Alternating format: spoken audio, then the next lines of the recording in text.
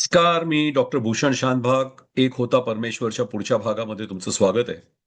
अ, पुढचा भाग आपण सुरू करतोय.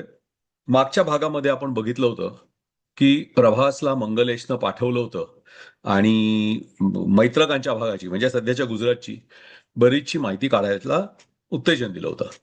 आता पुन्हा मी जरा रिपीट करतोय. काही लोकांना लक्षात असेल, काहींना लक्षात नसेल. काही थोडंसं जास्त पण माहिती घातलेली असेल. तर प्राचीन नावं स्थानांची तीच परत सांगतोय. साष्टी म्हणजे मुंबई, श्रीस्थानक म्हणजे ठाणे, महिकावती म्हणजे माहीम, वल्लभी वल्लभीपूर आणि सूर्यपूर म्हणजे सुरत हे नावं आधी आलेली होती. याच्या व्यतिरिक्त जीर्णनगर, जीर्णनगर हे जुन्नरचं प्राचीन नाव आहे. जीर्णनगर आणि भरूकच्छ म्हणजे भरूच गुजरातमधलं जे आहे. तर ही स्थानं आणखी सांगितली जातील. त्याच्याच बरोबर शरणद्वीप म्हणजे श्रीलंका हे आधी सांगितलं होतं, पण ते अर्थात या भागामध्ये काही येणार नाहीये. आणखी काही नावं येत जातील, जशी येतील तशी मी सांगत जाईन. पण ही नावं सध्या लक्षात ठेवा, कारण कथेमध्ये आता ही नावं परत परत येत राहणार आणि त्या काळाच्या अनुषंगाने कथा असल्यामुळे मूळ नावच मी सांगत जाईन. ठीक आहे, तर सुरू करूया. मैत्रक राजा धरासेन निश्चिंत होता. पुष्यभूती राजांशी त्याचे नातेसंबंध होते. कलचुरींची राजधानी माहिष्मती ही मैत्रकांची राजधानी वल्लभीपूर पासून जवळजवळ 200 कोस दूर होती. भरीतभर म्हणजे कलचुरी सुद्धा पुष्यभूतींचे नातेवाईक होतेच. पुष्यभूती साम्राज्य हे खूप मोठं होतं, खूप बलवान होतं.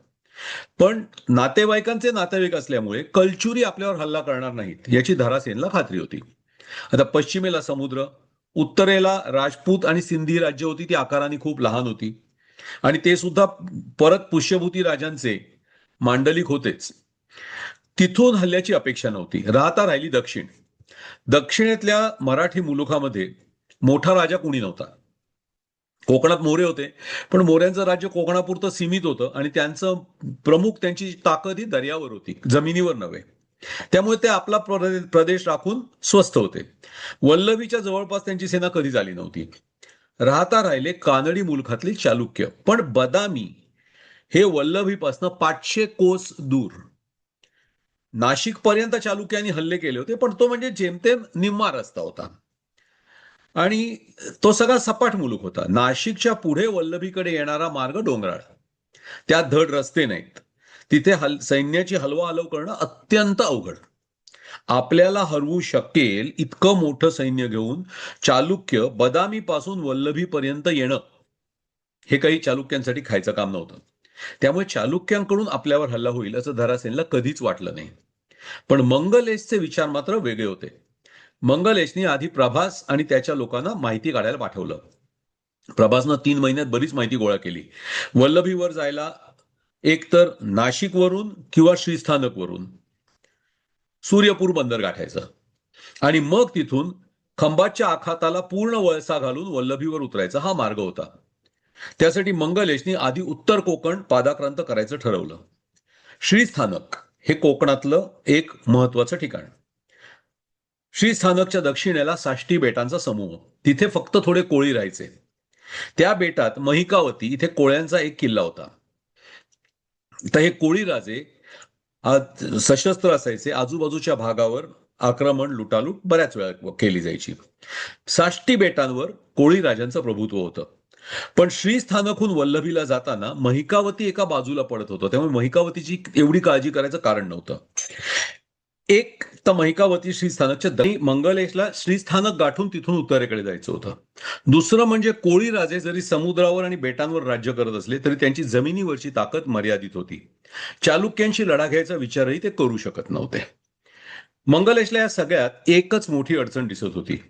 सूर्यपूर ते वल्लभी हा एकमेव मार्ग त्याला उपलब्ध होता. जर मैत्रकांनी तो मार्ग अडवला तर सैन्य पुढे जाऊ शकणार नव्हतं. त्यामुळे काही पर्याय मिळाला तर मंगलेशला तो हवा होता. त्यांनी आधी सूर्यपूरपर्यंत जायचं आणि मग पर्यायी मार्गाचा विचार करायचा असं ठरवलं. दुसरी अडचण होती नर्मदेच्या पलीकडे हत्ती नेण्याची. नर्मदेच्या उत्तरेकडे डोंगराळ भाग होता. तिथली जमीन हत्तींच्या हालचालीसाठी फारशी सोयीची नव्हती, म्हणजेच घोडदळावर जास्त भर पडणार होता. मंगलेशनी आधी 15,000 पायदळ नाशिकला रवाना केलं. नाशिक बदामीपासून साधारण 200 कोसांवर. त्यांना बदामीहून निघून नाशिकला पोचायला किमान महिना लागणार होता. पण 500 कोसांवर असणाऱ्या वल्लभीवर हल्ला करायचा तर नाशिक साधारण मध्यभागी पडत होतं. नाशिकला गेलेल्या सैन्यानी तिथे एक मजबूत ठाणं उभारायचं, तिथे दाणा गोटा साठवून ठेवायचा आणि त्यानंतर 5,000 सैन्य नाशिकला ठेवून 10,000 पायदळांनी सूर्यपूरच्या दिशेनं कूच करायची, अशी योजना होती. त्यांनी सूर्यपूरकडे कूच सुरू केलं की ताबडतोब 15,000 घोडदळ बदामीहून निघून सूर्यपूरच्या आसपास पुढे गेलेल्या 10,000 पायदळाला गाठणार आणि मग एकत्रितपणे या सैन्यानी वल्लभीच्या दिशेने मार्गक्रमण करायचं, असं मंगलेशनी ठरवलं.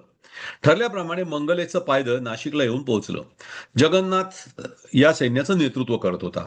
जगन्नाथ नाशिकला गेल्यावर त्यानं तिथं नाशिक जिंकून तिथे ठाणं उभं करून त्यांनी मंगलेशकडे आपण सूर्यपूरला जायला निघत असल्याचा निरोप पाठवला. त्याचा निरोप मिळाल्याबरोबर मंगलेश, सुंदरवर्मन आणि इतर सरदार घोडदळ घेऊन नाशिकच्या दिशेने वेगानं दौडत निघाले. जीर्णनगरला पोहोचले. जीर्णनगरला पोहोचल्यावर मंगलेशनी मधल्या मार्गावर जाऊन श्रीस्थानक आणि आजूबाजूच्या भागावर ताबा मिळवायला सुंदरवर्मनला पाठवलं. त्यामुळे महिकावतीचे कोळी राजे आपल्या पिछाडीवरून अचानक हल्ला करतील असं तर होऊ शकलं नसतं. मंगलेश स्वतः नाशिकला जाऊन पोहोचला आणि त्यांनी हदगड मार्गे सूर्यपूरकडे प्रयाण केलं. संपूर्ण डोंगराळ असा भाग घोड्यांना चालणं कठीण होत होतं. काटेरी जाळे होत्या झाडांच्या, त्या काटेरी जाळ्यामधून जाताना सैन्य जायबंदी होऊ लागलं. घोड्यांच्या पायांना काट्यामुळे जखमा व्हायला लागल्या. पायदळातल्या लोकांची अंग ओरबाडली जायला लागली, कपडे फाटायला लागले. सैन्याची वाटचाल जवळजवळ पूर्णपणे थांबली. शेवटी मंगलेशनी आपल्या 1,000 सैनिकांना फक्त या काटेरी जाळ्या काढून मार्ग मोकळा करायला म्हणून पुढे पाठवलं. तोपर्यंत मार्गात जवळ वणीच्या देवीचं देऊळ होतं, तिथे मंगलेशनी भेट दिली. आदिशक्तीचं पीठ अशी ख्याती असलेल्या देवीचं दर्शन घेऊन मंगलेश पुढे निघाला. जेमतेम 3 घोडे बाजूबाजूनी जाऊ शकतील इतका अरुंद मार्ग मोकळा झाला होता. पण संपूर्ण जंगलांनी व्यापलेला भाग होता, त्यामुळे लोकवस्ती नव्हतीच. इतर कोणी हल्ला करायचा प्रश्न नव्हता. श्रीस्थानकवर हल्ला करायला जाणाऱ्या सुंदरवर्मनची पण हीच परिस्थिती होती. डोंगराळ भाग, घाट रस्ते, पायवाटा, घोड्यांचा दम निघत होता. पण जिद्दीनं जाऊन त्यांनी कल्याण गाठलं. कल्याण हे खूप मोठं प्राचीन व्यापारी शहर. तिथे अगदी त्यावेळेला सुद्धा असिरियन लोकांची चर्च होती. पर्शियामधून आलेले ससानियन व्यापारी सुद्धा तिथे राहत होते. उंच टोप्या घालणारे लोक, दिसायला वेगळे, चालुक्यांचा पूर्वी कधीच त्यांच्याशी संबंध आलेला नव्हता. पर्शियामध्ये पहलवी राजवंश होता. या पर्शियन लोकांनी पहलवी राजवंशाच्या वतीनं सुंदरवर्मनला नजराणा पाठवून दिला. तो नजराणा सुंदरवर्मननी स्वीकारला. त्यांना काहीही त्रास त्यांनी दिला नाही आणि सुंदरवर्मन दक्षिणेकडे श्रीस्थानकच्या दिशेला वळला. कल्याणच्या दक्षिणेला जाताना एक प्रमुख अडचण त्याच्या लक्षात आली. श्रीस्थानक हे मुख्य भूमीवर नव्हतं, ते बेट होतं. सैन्यासह तिथे पोहोचायचं तर शेकडो नावांची गरज होती आणि त्या उपलब्ध नव्हत्या. त्यामुळे कल्याण आणि त्याच्या आजूबाजूचा भाग जिंकून सुंदरवर्मननी तिथे आपल्या चौक्या बसवल्या आणि तो उत्तरेला सूर्यपूरकडे निघाला. श्रीस्थानक त्यांनी तसंच सोडलं. या चौक्यांना टाळून कोळी राजे श्रीस्थानकहून सूर्यपूरच्या दिशेनं येऊ शकले नसते. जर त्यांची सेना बेटावरून येते आहे असं दिसलं असतं तर ताबडतोब चौक्यावरच्या रक्षकांनी पुढे दौडत जाऊन सुंदरवर्मनला ती खबर पोहोचवली असती. मंगलेश सूर्यपूरच्या जवळ आल्यावर त्याचा मैत्रकांशी संघर्ष सुरू झाला. मैत्रकांचा सूर्यपूरला रामसिंह नावाचा अधिकारी होता. त्यांनी सूर्यपूर लढवण्याची जय्यत तयारी केली होती. त्याला एक सैन्य आपल्या दिशेने येत आहे ही खबर आधी मिळाली होती. तसं त्यांनी वल्लभीला कळवलं होतं. वल्लभीहून 10,000 सैन्य येत असल्याची बातमी होती. रामसिंहाला काही करून हे 10,000 सैन्य पोहोचेपर्यंत सूर्यपूर लढवायचं होतं. मंगलेशच्या पायदळानं सूर्यपूरला वेढा दिला. वल्लभीहून येणाऱ्या सैन्याला थांबवण्यासाठी उत्तरेला पुरेसं सैन्य पाठवायची गरज होती. आता 10,000ची सेना थांबवणं सोपं नव्हतं. आपल्या पायदळाला सूर्यपूरला वेढा घालायला सांगितलं आणि मंगलेश स्वतः घोडदळाला घेऊन उत्तरेला भरूकच्छला गेला. भरूकच्छच्या उत्तरेला नर्मदा नदी, ती उतरून आल्याशिवाय वल्लभीची सेना सूर्यपूरच्या मदतीला पोहोचू शकत नव्हती. त्यामुळे त्यांना नर्मदा पार येऊ न देणं ही मंगलेशची गरज होती. सूर्यपूरला बाजूनं संरक्षक भिंत होती, पण ती मातीची होती. भली 8-10 हात रुंदीची माती. तिच्यावरून गोफणीच्या साहाय्याने मोठाले गोटे फेकले जायला लागले. बाणांचा मारा सुरू झाला. आता उंचावरून मारा सुरू असल्यामुळे रामसिंहच्या सैन्याचा पल्ला जास्त होता. मंगलेशच्या सैन्याला जवळ जायला संधी मिळेना. जवळजवळ महिनाभर सूर्यपूर मंगलेशच्या पायदळाशी लढत होतं आणि त्यांना मदत मिळू नये म्हणून मंगलेश भरुकच्छला जाऊन थांबला होता. पण अचानक मंगलेशला बातमी मिळाली. मैत्रकांनी सूर्यपूरला वेढा घालून बसलेल्या पायदळावर बाहेरून हल्ला चढवला आणि शेकडो चालुक्य सैनिक मारले गेले. मैत्रकांची सेना नर्मदा अडवून बसलेल्या मंगलेशला टाळून सूर्यपूरला पोहोचली होती. वेढा उठवून पायदळाच्या सरदारांना नाशिकच्या दिशेला माघार घ्यावी लागली होती. तातडीने मंगलेश माघारी वळला. सुदैवानं त्याच वेळी त्याच्याकडे सूर्यवर्मन सूर्यपूरच्या दिशेला येत असल्याची बातमी मिळाली. सुंदरवर्मन उत्तरेकडून मंगलेश आणि दक्षिणेकडून सुंदरवर्मन यांनी एकाच वेळी सूर्यपूरवर हल्ला केला. नाशिकच्या दिशेला गेलेलं पायदळही परत सूर्यपूरकडे वळलं. पण वल्लभीहून येणारं सैन्य नर्मदा टाळून भरुकच्छ टाळून सूर्यपूरला पोहोचलंच कसं? चौकशी केल्यावर मंगलेशच्या लक्षात आलं, हे सैन्य जमिनीवरून न येता समुद्रातून जहाजं भरून आलं होतं. सूर्यपूरच्या वायव्येला म्हणजे उत्तर पश्चिम दिशेला उतरून त्यांनी सूर्यपूरच्या भोवती असलेल्या वेढ्यावर हल्ला केला होता. वल्लभीहून सूर्यपूरला पोहोचण्याचा हा मार्ग प्रभासने लक्षातच घेतला नव्हता. ताबडतोब मंगलेशनं आपल्या सैन्याला समुद्रातून आलेली जहाजं ताब्यात घ्यायला सांगितलं. बंदरात जरी जहाजं दूर उभी होती तरी जहाजांवर फारसं सैन्य नव्हतं. किनाऱ्यावर मिळतील ती मचवे होडकी जे येईल ते तरंगत साधन घेऊन मंगलेशच्या सैन्यानं जहाजांवर हल्ला चढवला. थोड्याशा चकमकीनंतर जवळजवळ सर्व जहाजं ताब्यात आली. आता आणखी सैन्य यायचं तर ही जहाजं मैत्रकांना उपलब्ध झाली नसती. 3 दिशांनी आलेल्या हल्ल्यामुळे सूर्यपूरची कोंडी वाढली. नवीन आलेली मैत्रकांची सेना सुद्धा सूर्यपूरमध्ये कोंडली गेली. त्यांनी सूर्यपूरमधून बाहेर पडून मंगलेशवर जोराचा हल्ला करायची गरज होती, पण इथेच मैत्रकांनी कच खाल्ली. सर्व दिशांना पसरलेल्या पिवळ्या वराहध्वजामुळे बाहेर पडून हल्ला करायची त्यांची हिंमत होईना. मंगलेशनं एक वेगळाच डाव आखला. उत्तरेला सूर्यपूरचं महाद्वार होतं. तिथे आपलं निम्म्याहून अधिक सैन्य नेऊन ठेवलं. सूर्यपूरच्या तटापेक्षा उंच असे लाकडी मनोरे आणि दगडांचे ढीग तिथे उभे करायला सुरुवात केली. त्यांच्यावरून सूर्यपूरच्या तटावर मारा करता येईल हे रामसिंहाच्या लक्षात आलं. त्यानं बचावासाठी आपलं सैन्य आणलं. महाद्वार उघडून कधीही अचानक मंगलेशवर हल्ला करणं त्याला शक्य झालं असतं. पण त्यांनी असा हल्ला करण्याच्या अगोदरच मंगलेशच्या सैन्यानं महाद्वाराच्या दिशेनं गोफणीने दगड फेकायला सुरुवात केली. महाद्वाराच्या पुढ्यात दगडांचा ढीग जमा व्हायला लागला. महाद्वार उघडून त्यातून बाहेर येऊन हल्ला करणं अशक्य झालं. रामसिंहानं शक्य होईल तितकं सैन्य महाद्वाराच्या दिशेला एकवटलं. रात्र झाली आणि अचानक सुंदरवर्मननं अनपेक्षितपणे सूर्यपूरच्या महाद्वाराच्या उलट बाजूनी तटावर हल्ला चढवला. शेकडो सैनिक पहारी घेऊन तटाला भिडले. खपाखप घाव होऊ लागले. मातीचा तट खणला जायला लागला. वराहाच्या चिकाटीनं घाव पडत होते. वर्ण होणाऱ्या माऱ्याकडे दुर्लक्ष करत सैनिक मातीचा तट खणत होते. तटावरून होणाऱ्या माऱ्याला लांब पल्ल्याची धनुष्य मारून काढत होती. बघता बघता तटाला भोग पडलं. सुंदरवर्माची ताज्या दमाची सेना त्यातून सूर्यपूरमध्ये घुसली. कत्तल सुरू झाली. स्त्रिया, मुलं, म्हातारे कोणाचीही पत्रास न ठेवता समोर येईल तो कापला जात होता. सूर्यपूरमध्ये यमराजाचं थैमान सुरू होतं. घाईघाईनं तिथं वळलेल्या महाद्वाराकडील सैन्याला काहीच करता आलं नाही. मंगलेशच्या सैन्याच्या लाटामागून लाटा आत घुसू लागल्या. शेकडो चालुक्य मारले गेले, पण हजारो मैत्रकांना मारून गेले. सकाळ होईपर्यंत सूर्यपूरवर पिवळा वराहध्वज फडकत होता. सूर्यपूर जिंकल्यावर मंगलेशला वल्लभीवर चढायची करायची होती. पण वल्लभीहून जर जहाजांना सूर्यपूरला येता येत असेल तर त्याला हवा असलेला पर्यायी मार्ग त्याला सहज उपलब्ध होणार होता. वर आणखी मैत्रकांची पकडलेली जहाजं सुद्धा साह्याला होती. घाईनं मैत्रकांवर हल्ला न करता त्यानं आपल्या आरमाराला सैन्यासह घेऊन येण्यासाठी माणसं रवाना केली. प्रभूत आपल्याला किमान 50 तरी जहाजांची आवश्यकता असल्याचा निरोप घेऊन गेला. आरमाराकडून संदेश येईपर्यंतच्या काळात मंगलेशनं स्वतः सूर्यपूर ते भरुकच्छ या सर्व भागावर आपला अंमल बसवला. नाशिकला ठेवलेलं हत्ती दल सुद्धा भरुकच्छला बोलवून घेतलं. या सर्व मोहिमेत त्याचा प्रभासवर मात्र राग होता. समुद्र मार्गे हल्ला होऊ शकेल या दृष्टीनं त्यानं संपूर्ण माहिती जमवणं आवश्यक होतं ते त्यांनी केलं नव्हतं. त्यावेळी मंगलेश गप्प राहिला. लवकरच प्रभूत आरमार घेऊन निघाल्याची बातमी घेऊन जासूद आला. प्रभूतला आरमार घेऊन मैत्रकांच्या राज्यापर्यंत यायला 12 ते 15 दिवस तरी वेळ लागणार होता. मधल्या काळात नर्मदा ओलांडण्याच्या दृष्टीनं मंगलेशनं तयारी करून ठेवली. नर्मदेमध्ये मगरी फार, त्यांना टाळून नदी ओलांडणं सोपं नव्हतं. तरीही आजूबाजूच्या भागात जितक्या नावा मिळू शकल्या तितक्या मंगलेशनं जमा करून ठेवल्या. प्रभूत नजीक आल्याची बातमी आली. तो 5,000 सैन्य घेऊन आला होता. बातमी मिळाल्यावर मंगलेशनं 10,000 सैन्यासह नर्मदेच्या दक्षिण तीरावर प्रयाण केलं.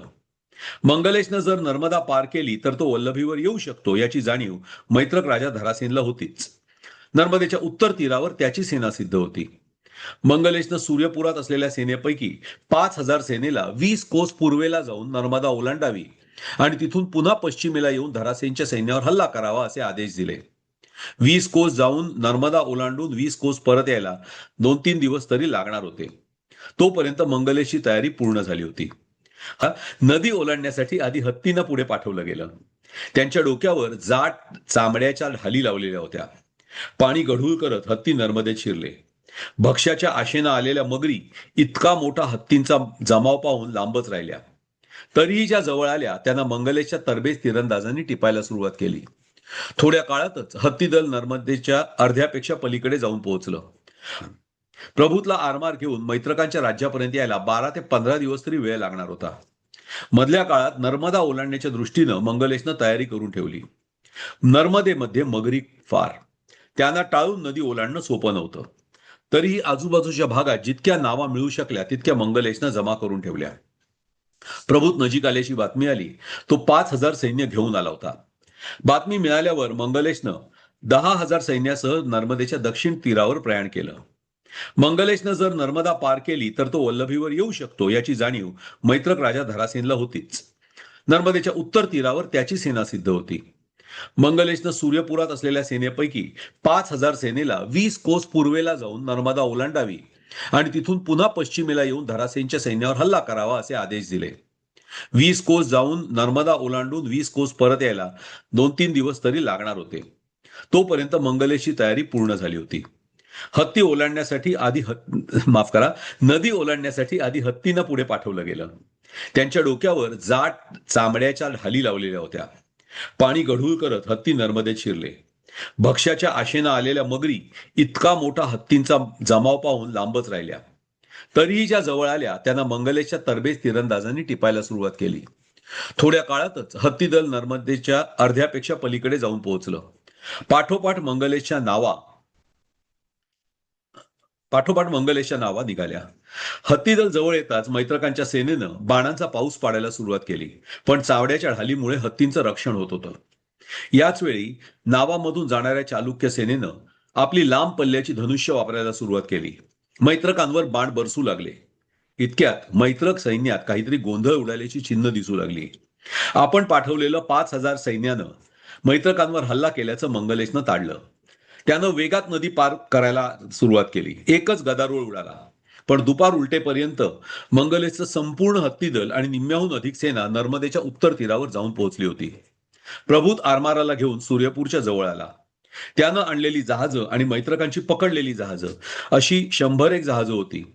5,000 सैन्य खंबातचा आखार पार पडून वल्लभीच्या दिशेनं निघालं.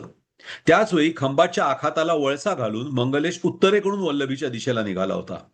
खंबातचा संपूर्ण रत्नांचा उद्योग त्यानं आपल्या ताब्यात घेतला. मोत्यांचा प्रचंड मोठा साठा त्याला खंबातमध्ये गवसला. सर्व लूट मोठाल्या हत्तींवर लादून बंदोबस्तानं बदामीला पाठवली गेली. उत्तरेकडून मंगलेश आणि दक्षिणेकडून प्रभास आणि प्रभूत अशा सेनेच्या 2 फळ्या वल्लभीच्या दिशेनं चालू लागल्या. तुंबळ युद्ध झालं. मात्र मैत्रकांच्या सैन्यात हत्ती नव्हते. या प्रचंड प्राण्याशी लढण्याचं तंत्र मैत्रकांना अवगत नव्हतं. मैत्रकांची सेना हत्तींच्या पुढे यायला काचरू लागली. हे लक्षात येताच मंगलेशनं धरासेन होता तिथे हत्ती दलाचा हल्ला चढवला. मैत्रकांना पायाखाली चिरडत हत्तींची पथकं धरासेनच्या दोन्ही बाजूनी पुढे घुसली. मध्ये अडकलेल्या धरासेनला चालुक्यांच्या सैन्यानं वेढलं. धरासेन कमालीचा योद्धा असला तरी लढाई त्याच्या विरोधात गेली होती. चालुक्यांच्या धनुष्यातून कोणीतरी वेगात सोडलेला बाण धरासेनचं चिलखत तोडून छातीत घुसला आणि धरासेन खाली कोसळला. धरासेन पडल्यावर मैत्रक सैन्याचा धीर खचला. त्यांनी पळायला सुरुवात केली. चालुक्यांनी कत्तल सुरू केली. रक्त मांसाच्या चिखलाला मागे टाकत विजयी चालुक्य सेना वल्लभीच्या दिशेने निघाली. हत्ती दल मात्र त्यांनी मागे पाठवून दिलं. वल्लभीच्या आसपास रेताळ भागात हत्तींची अडचणच जास्त झाली असती. हत्ती भरूकच्छला येऊन थांबले. तिथे नर्मदेच्या पाण्यात सुखावले. गरम हवेने बेजार झालेले हत्ती दिवस दिवस पाण्यात डुंबू लागले. मंगलेशनं वल्लभीमधून केलेली लूट भरूकच्छला पाठवायला सुरुवात झाली. तिथे ती हत्तीवर लादता येईल अशा प्रकारे बांधून ठेवली गेली. पुरेशी लूट जमा झाली की ती हत्तींवर चढवून 2000 सैन्यानिशी माघारी बदामीला पाठवायची असा हुकूम मंगलेशनं देऊन ठेवला. एका वेळी 50 हत्ती घेऊन 2000चं पायदळ माघारी जात असे. वल्लभीच्या हल्ल्यात सुमारे 250 हत्ती लादून मंगलेशनं मौल्यवान रत्न आणि जड जवाहीर बदामीला पाठवलं. मैत्रकांची संपूर्ण लक्ष्मी बदामीला हलवली गेली. वल्लभीला तटबंदी होती, तिथे वेळ घालवण्यात मंगलेशला रस नव्हता. वल्लभी त्याच्या राज्यापासून खूप दूर होतं. जरी वल्लभी आपण आपल्या राज्याला जोडलं तरी त्याचा सांभाळ करणं कठीण आहे याची त्याला जाणीव होती. त्यामुळे शक्य तितकी लूट करावी इतकीच त्याची इच्छा होती. इतक्यात पुष्यभूतींचं सैन्य वल्लभीच्या रक्षणासाठी यायला निघाल्याची बातमी आली. वल्लभीच्या आजूबाजूचा प्रदेश लुटून चालुक्यांच्या सैन्यानं साफ केला आणि चालुक्य सेना आरमाराचा वापर करून सूर्यपूरला आली. पुष्यभूतींचं सैन्य वल्लभीच्या मदतीला येण्यापूर्वीच चालुक्य सेना तिथून निघून गेली होती. मैत्रकांच्या मदतीला आलेला पुष्यभूती युवराज राज्यवर्धन काहीच करू शकला नव्हता. त्याचा सासरा धरासेन चालुक्यांशी लढताना धराशायी झाला होता. चालुक्यांच्या स्वारीनं केलेला वल्लभीचा संपूर्ण विध्वंस आपल्या डोळ्यानं पाहून राज्यवर्धन माघारी वळला. खंबातचा आखात ओलांडून जाण्यासाठी त्याच्याकडे पुरेशा नावा नव्हत्या. पुन्हा माघारी जाऊन आखाताला वळसा घालून यायचं तर तोवर मंगलेश सूर्यपूरला थांबण्याची शक्यता नव्हती. मग मंगलेश परत नाशिकला आला. परत येताना मंगलेशनं वल्लभीच्या परिसरातून अनेक स्त्रिया आणि मुली पकडून आणल्या होत्या. मंगलेशनं नाशिकला त्यांच्या सहवासात काही दिवस घालवले. नाशिकला आल्यावर एक दिवस त्यानं मोठा दरबार भरवला. वल्लभीच्या आक्रमणात पराक्रम केलेल्या सर्व सरदारांचा वस्त्र आणि बहुमोल दागिने देऊन गौरव केला गेला. प्रभासला खास बोलावून एक वस्त्रांनी भरलेलं तबक त्याला प्रदान करण्यात आलं. सर्व सरदारांना दिलेली वस्त्र घालून दुसऱ्या दिवशी दरबारात हजर राहण्यासाठी सांगितलं गेलं. प्रभासनं आपल्या तबकावरचं आवरण हटवलं तर त्यात स्त्रीचे कपडे होते. त्याने ती चूक प्रधान सुरतच्या निदर्शनाला आणून दिली. सुरतनं त्याला सांगितलं, कामात कुचराई केल्याबद्दल शिक्षा म्हणून त्याला ही वस्त्र दिलेली आहेत. दुसऱ्या दिवशी ती घालूनच प्रभासनं दरबारात येणं अपेक्षित आहे. झालेल्या अपमानानं प्रभासचे डोळे भरले, पण नाईलाज होता. मंगलेशच्या आज्ञेचं पालन केलं नाही तर आपली काय गत होईल हे त्याला ठाऊक होतं. दुसऱ्या दिवशी स्त्री वेश परिधान करून दरबारात यावं लागलं. दरबारात खास वल्लभीहून आणलेल्या नर्तकींचा नाच ठेवला होता. त्या नर्तकींसोबत त्याला नाच करायला लावलं गेलं. सर्वांसमोर नाचताना प्रभासचा चेहरा लाजेनं काळा ठिक्कर पडला होता. नाच संपल्यावर मंगलेशनं त्याला समोर बोलवलं. सर्व दरबारासमोर मंगलेशनं घोषणा केली, या नालायक माणसाच्या कामचुकारपणामुळे आपल्याला 500 पायदळ गमवावं लागलं. त्यासाठी याला ही केलेली शिक्षा आहे. पुन्हा यापुढे कोणी जर कामचुकारपणा केला, युद्धात हार पत्करली किंवा इतर कुठल्याही कृतीमुळे चालुक्यांचं नाव खराब केलं तर त्याला अशीच शिक्षा होईल. यावेळी मी प्रभासला फक्त आजच्या एका दिवसापुरताच स्त्रीवेश घालायला लावला आहे, पण जो कोणी पुनरावृत्ती करील त्याला संपूर्ण 1 महिना स्त्री वेशात वावरावं लागेल. इतकं बोलून दरबार बरखास्त झाला. स्त्री वेशातील प्रभासला मानसिक आधार द्यायला सुद्धा कोणीही थांबलं नाही. हा व्हिडिओ इथेच थांबूया. पुन्हा भेटूया पुढच्या भागामध्ये. ऐकत राहा एक होता परमेश्वर.